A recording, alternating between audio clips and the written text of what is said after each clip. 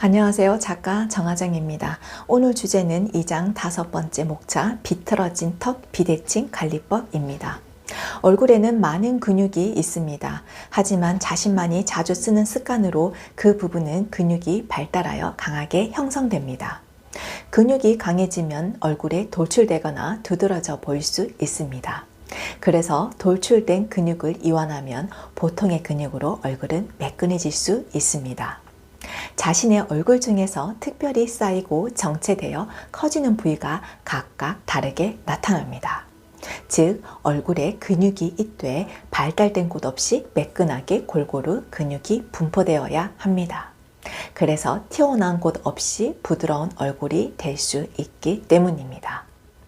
비틀어진 턱의 비대칭 관리법은 저작 근육의 움직임이 매우 중요합니다.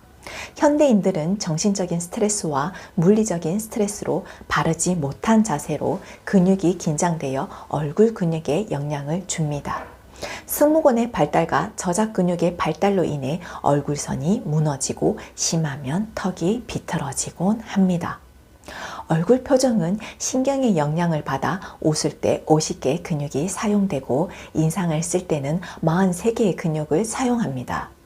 우리는 씹고 말하고 웃고 울면서 얼굴의 근육을 사용하고 있습니다.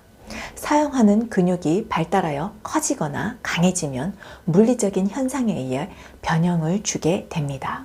그래서 자신의 얼굴에서 쌓이고 커지는 부위가 각각 다르다고 볼 수 있습니다.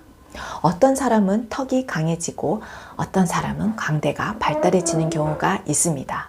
그리고 치아의 배열로 인해 비대칭이 유발되는 경우도 많습니다. 비틀어진 치아 상태로 씹게 되면 턱은 한쪽만 발달해 비틀어질 수밖에 없습니다. 자신의 치아 상태와 저작 운동에 나쁜 습관이 있는지 확인해야 합니다. 저작 근육은 관자근, 깨물근, 한쪽 날개근, 가쪽 날개근이 있습니다. 위턱뼈는 턱의 윗부분에 형성하는 한 쌍이고 아래턱뼈는 턱 아랫부분으로 가장 크고 길며 단단한 뼈로 되어 있습니다. 보통 비틀어진 턱은 교근이 많이 발달하여 한쪽 턱이 비틀어져 있습니다. 비틀어진 교근의 근육 크기를 줄여야 반대턱과 대칭을 이룰 수 있습니다. 비틀어진 한쪽 턱을 갈바닉으로 강하게 이완하면 근막을 제거해 발달하고 커진 근육이 작아질 수 있습니다. 저작 근육인 관자근도 교근과 함께 이완해야 합니다. 상악골과 하악골이 부드럽게 연결되어 비틀어짐 없이 이완해야 저작 활동의 움직임이 원활할 수 있기 때문입니다. 저작 근육으로 상악골과 하악골이 비틀어져 있는지 확인해야 합니다. 원인을 파악해야 그 부분을 집중적으로 관리할 수 있기 때문입니다.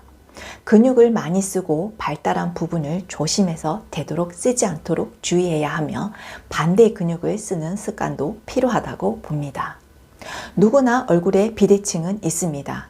우리의 얼굴은 양쪽이 똑같을 수가 없기 때문입니다. 하지만 얼굴에 조금 있는 비대칭은 있을 수 있지만 상대방이 비대칭을 알아본다면 문제는 달라집니다. 잘못된 자세로 몸이 틀어지면 우리 몸은 틀어진 상태가 얼굴로 나타납니다. 얼굴은 우리 몸의 신호입니다. 잘못된 몸의 현상은 얼굴로 반영되어 얼굴이 틀어지고 비대칭으로 나타나기도 합니다. 이때 근육을 잘 이해하고 단단해진 뭉친 근육을 이완해 풀어주면 비틀어진 턱을 부드럽게 만들 수 있기 때문입니다. 자신의 턱이 잘못된 근육 발달로 인해 비대칭으로 틀어지지 않았는지 스스로 확인하기 바랍니다. 지금까지 정스킨TV였습니다. 구독, 좋아요, 알림 설정 꼭 부탁드립니다. 감사합니다.